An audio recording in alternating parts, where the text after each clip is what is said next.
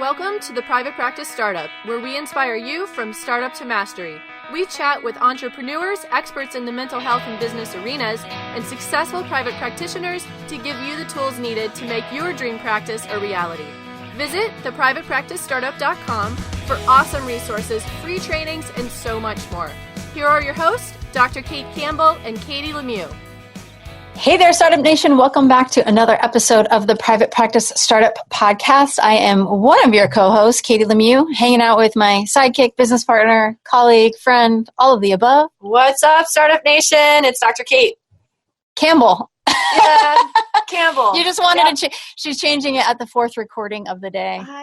This is our fourth recording for our podcast Wednesday. Usually we're doing podcast Fridays, and it's totally a different day to have it on a Wednesday, like in the middle of the week, the busy group practice and everything like that. But it's totally cool. Actually, today's a really special day because this is our fourth episode in a row for our 2-year anniversary. We launched the podcast June 6th, 2016, 6/16, and here we are, June 6th, 2018, 2 years later, almost 100 episodes in, which actually, last episode was our 100th episode, which was a super special one. And it's so special you'll have to wait and listen. Exactly, or go back and listen, Exactly, you have to go back and listen to that one. So we are here today joined by Pia Arrendell, and she is going to be talking to you guys about audits. Don't panic.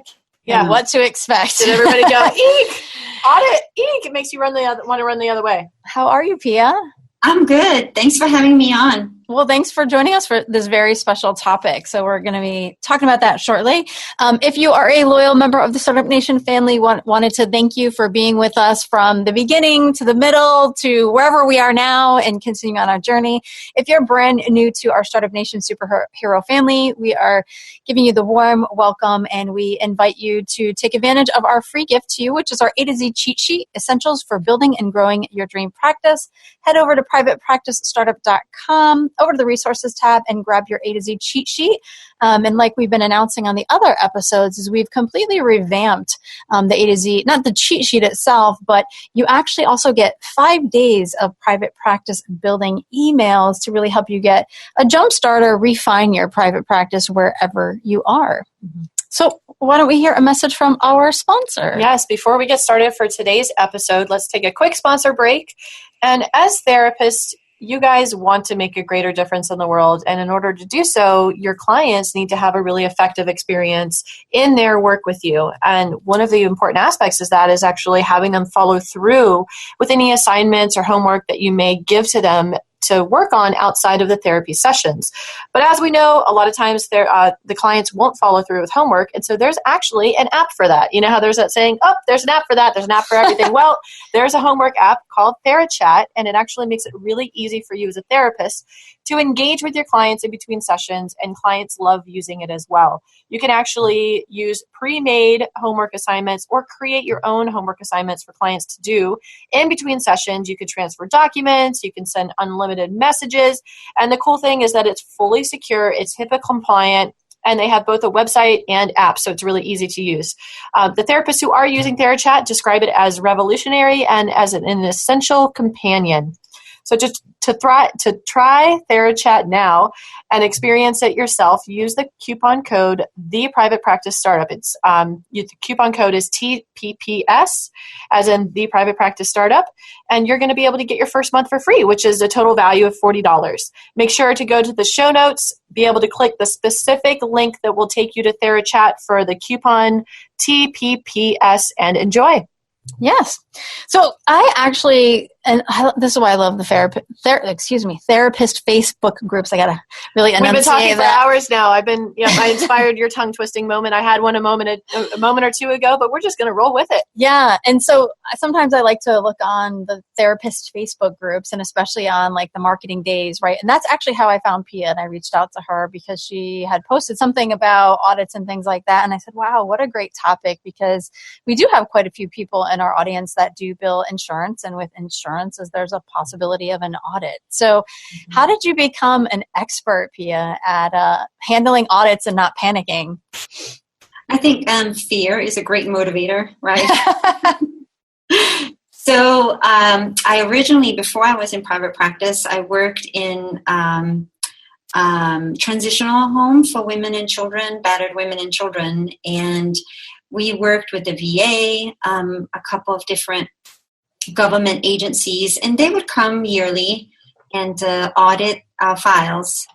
And so we were definitely trying to have those done the right way. And then when I went into private practice, I took several insurances, and one of them that now, in order to even pay you after so many sessions, you have to give them your notes, otherwise they won't pay you.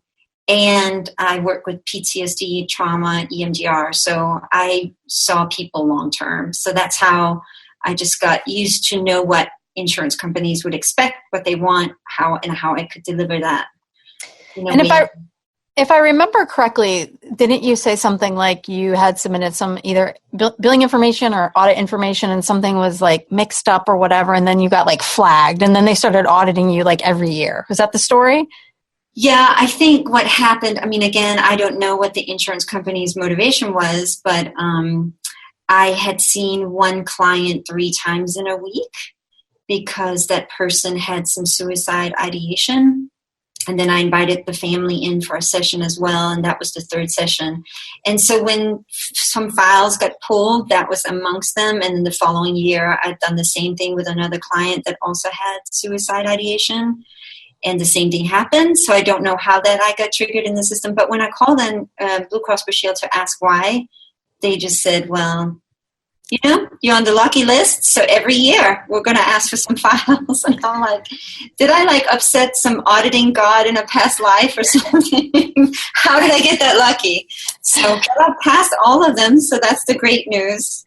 Yeah, and that's what you're going to be sharing today and really help kind of ease therapist worries. And as you're sharing about your audit story, I always say I grew up in community health, mental health. I did 11 and a half years. I say it like it's a prison term, 11 and a half years in community mental health. But I was managing programs for most of that time, and we got audited, you know, all the time from contracts and things like that. And I remember I used to run group homes, and our group homes were billed by Medicaid. And even though we had local Medicaid reps, it was like, I remember all the group homes from the entire county were there one day, and like they just speak in like these generalities and they don't give you anything clear. And it was like banging my head against the wall. And I'm like, we just want to deliver to you what you guys want. Just please tell us. Like, we're happy to do it. And they're like, well, we can't really tell you how to. And we're like, oh, yep. So I actually enjoy auditing. So I'm very detail oriented, except when it comes to my own typos. So I actually enjoy auditing and enjoyed that aspect of the job. But we're really looking forward to hearing your tips and tricks on how to pass an audit and not freak out about it. And weren't you just scheduling time in your office to go in and in your private practice to audit charts this past weekend? It was kind of like closing, cleaning up, putting, not necessarily auditing, but. Yeah, when you have, I saw paper charts, right? And so it's like the chart room's all full and you're like, I don't want to pull that thing down. It's too heavy. And then you start stacking charts and I'm like, okay, time to get these like actually filed away. So it's nice and organized. But yes, that's what I was doing this weekend. Yeah. Interesting. Mm-hmm. Cool.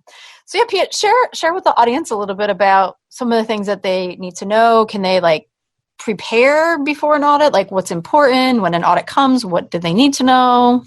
Share with us those things. So it used to be that you would get a letter and it would just state, you know, this is typically like an auditing company for the insurance company themselves that wants you to pull these charts, and it has a list and the names of the people and what dates, and typically it's within the last year. And so, but the last time it happened to me, that was last year, a person came with a certified letter and I had to sign for it. And so I think they just kind of have opted because therapists won't send in the files, or that's, I mean, I'm assuming here, but since I had to sign for it, it seemed kind of serious. So, so basically it's a letter and they just have a standard list. It seems like it also asks for like labs and x-rays and different things. So I think it's like just a generic form. And so they want this person, they want all the notes from the last year. And so, yeah, they just basically want history. But you can also say you don't have something. But they ask for just notes, intake forms, your initial intake sheet, discharge summary. I think that's the 3 things that they ask for. They don't ask for treatment plans? They did. I have not seen that yet. Interesting. Yet they did not ask for that. So how long do they actually give you to prepare the documents and send them the copies of your charts? 2 weeks. But you can call them and just tell them if you're out of town or you don't have time for some reason, maybe you're extremely busy. I think I did that the first. I've been audited 3 times by Blue Cross, and I didn't. The first time I just called them and said, I'm out of time. I think I'm out of town. I think it was during the summer. And they were like, that's fine. You can have another 2 weeks. So, And so I'm sure some of our audience is wondering whether they take insurance or not, or if they're like kind of first hearing about this is, what about release of information? Like, do you get a release of information for your client, or is that already in your consent? Like, hey, by the way, because I take insurance, I may be audited. So that's just part of the process, and they're signing at that time. How do you handle all of that, and what's, I guess, required by HIPAA? So I already have that in my consent form, that since they're using a third-party payer, that's a chance that my file could get audited. I have also called my clients and just told them, listen, I got this request. What do you think about that? And I actually had one client that said, I don't want them to have my chart. And I said, well, then you can call Blue Cross Blue Shield, or I can give you this number, or we can call them together on a 3-way call, and we can talk to them about exactly what it is that they want and how you feel about me sending that in. So I'm curious, what was the outcome of that situation with the insurance company?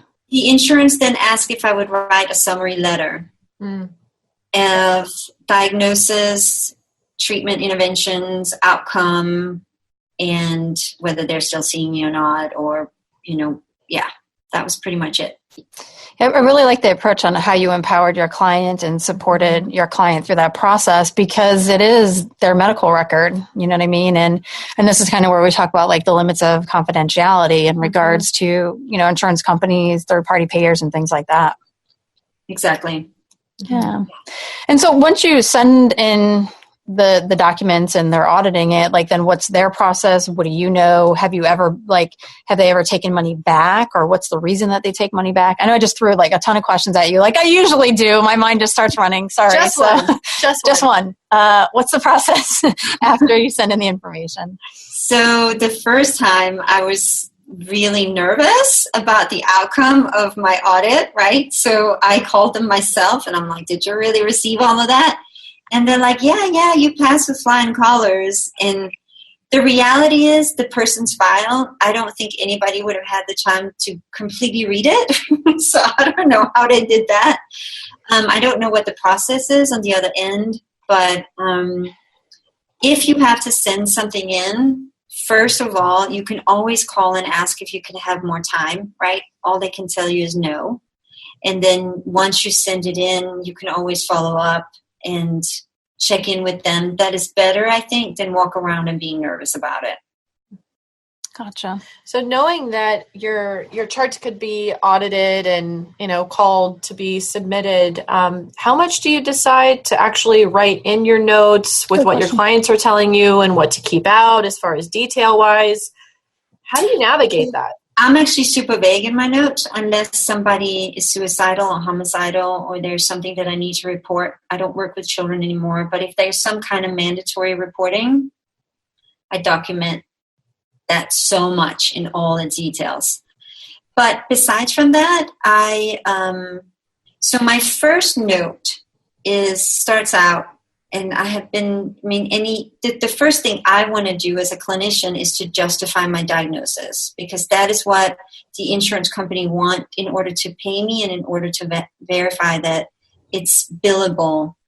And so that's the first thing.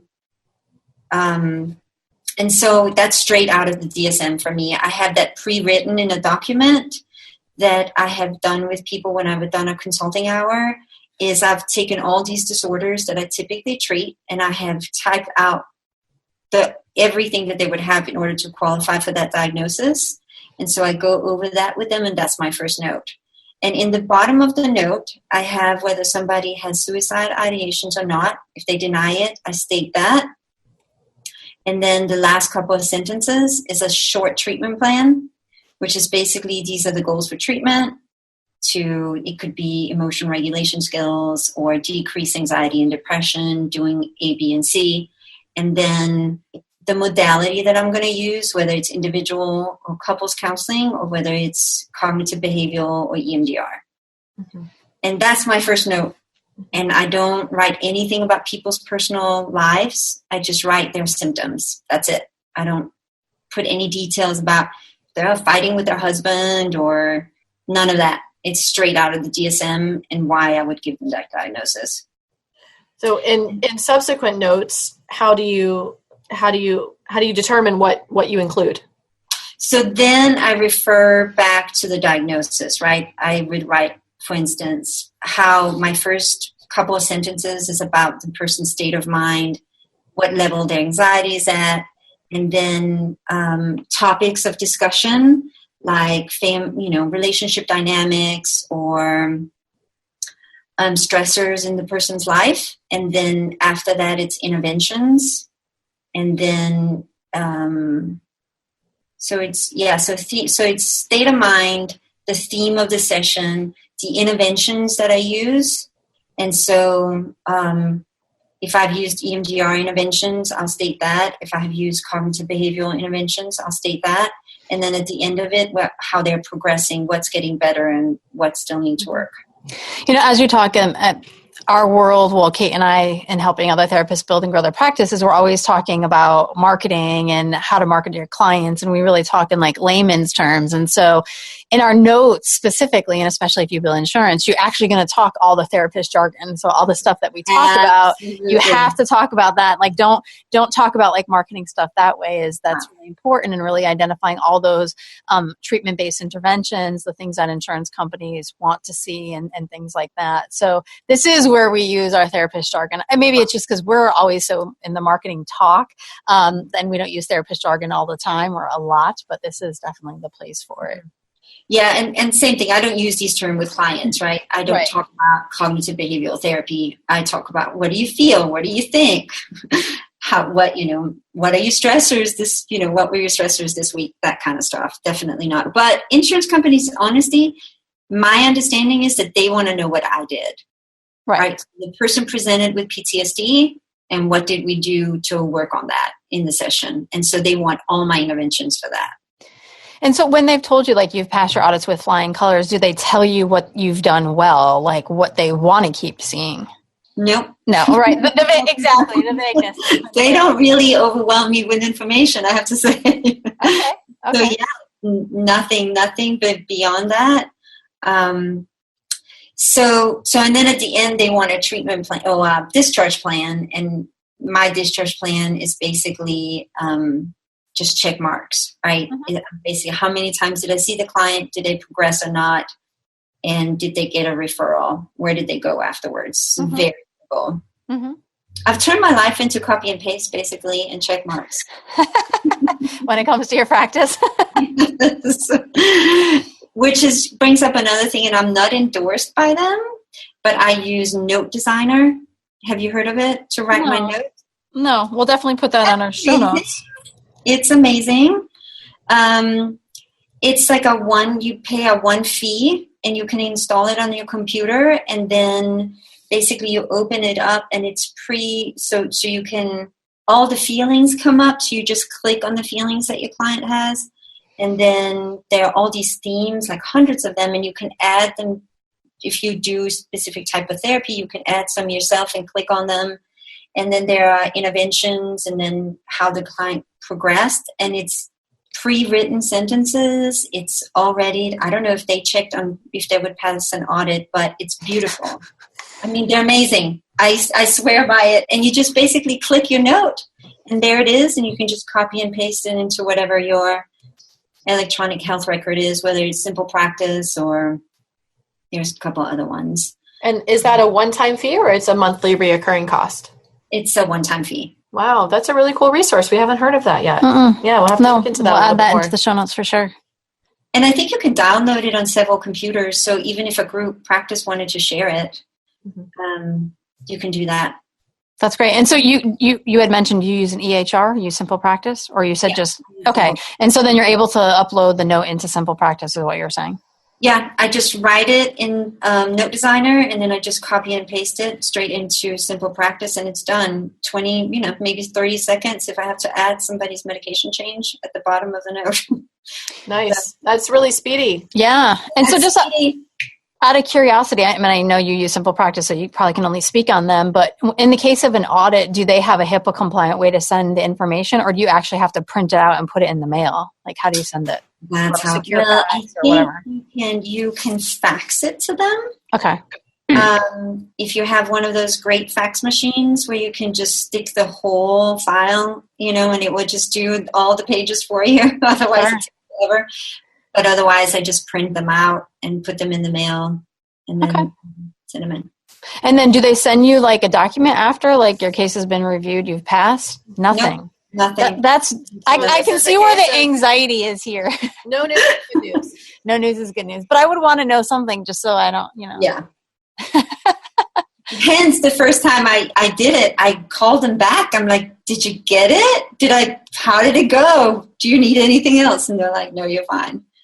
So what, I mean, it sounds like you passed your audits, like you said, with flying colors. So the two, I think you said 2 different cases where you saw the client 3 times that week because they were suicidal.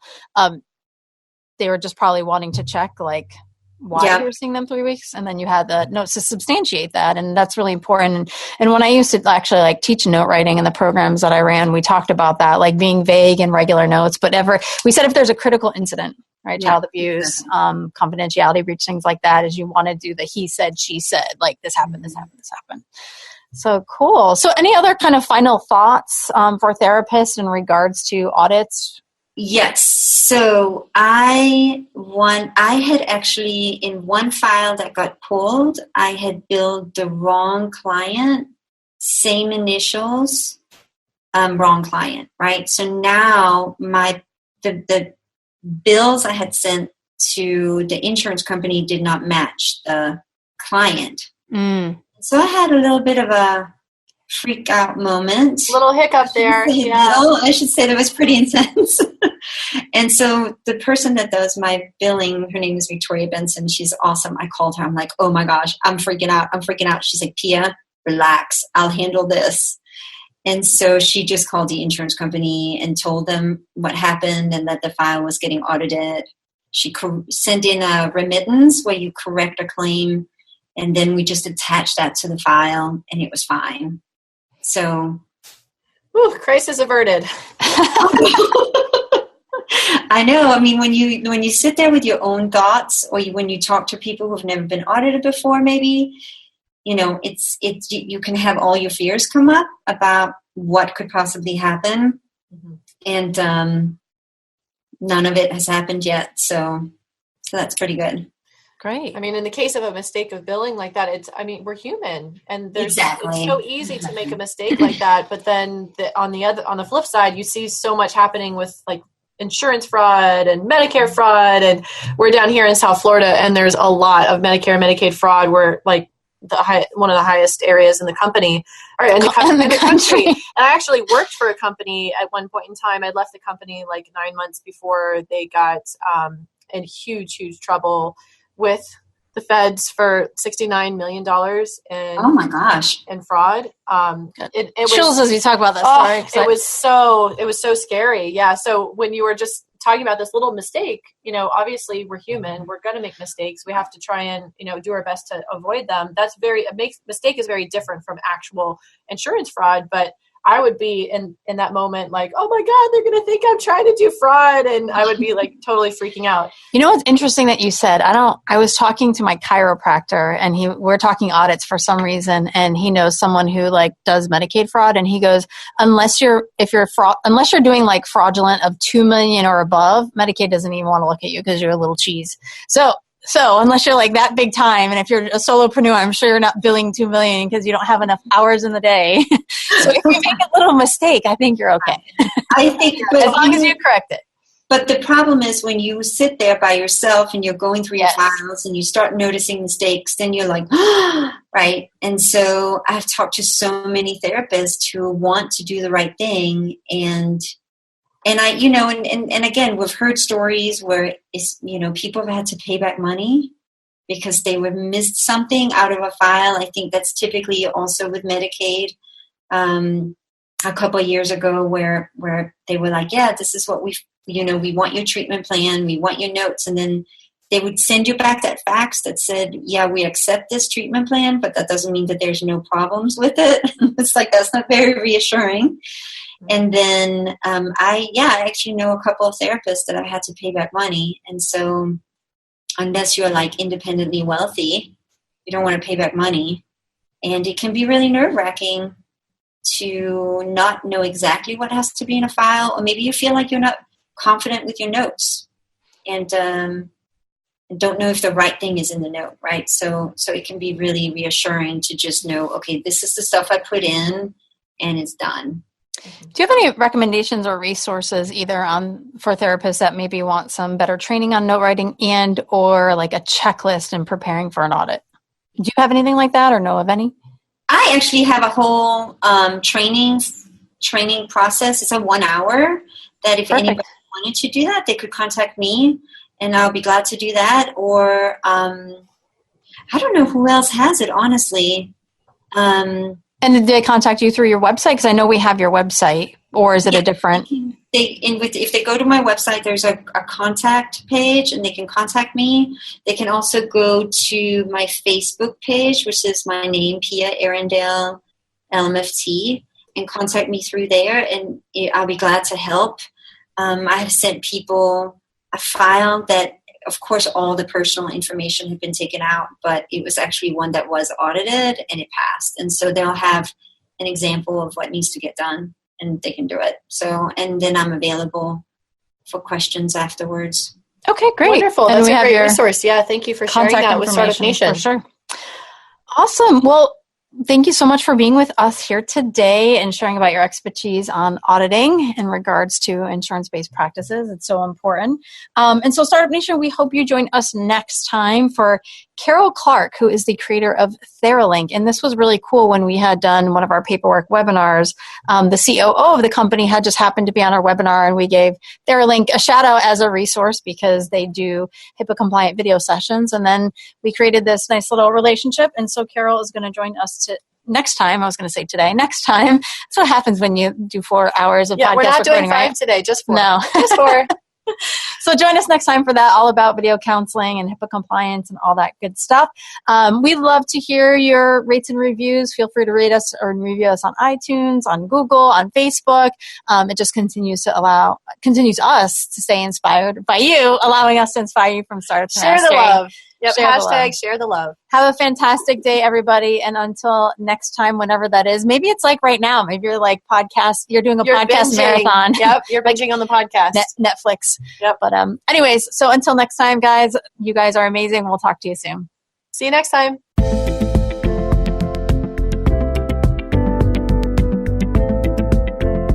Thanks for joining us on The Private Practice Startup. Visit theprivatepracticestartup.com for awesome resources, free trainings, attorney-approved private practice paperwork, and so much more.